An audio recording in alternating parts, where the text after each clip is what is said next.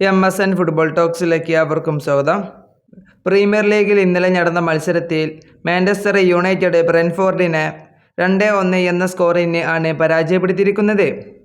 ഇന്നലത്തെ മത്സരത്തിൽ Manchester United മിന്നും പ്രകടനമായിരുന്നു കളി കാഴ്ചവെച്ചിരുന്നത്.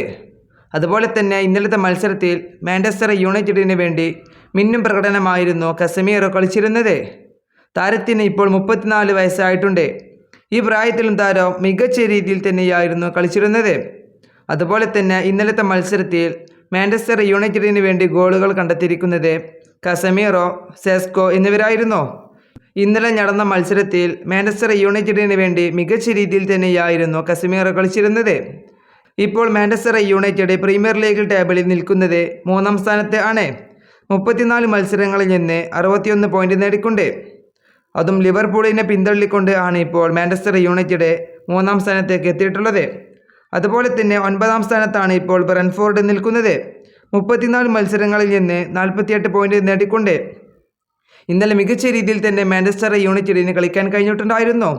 ഇന്നലെ 11 ഷോട്ടുകളായിരുന്നു അവർ ഉതിർത്തിരുന്നത്.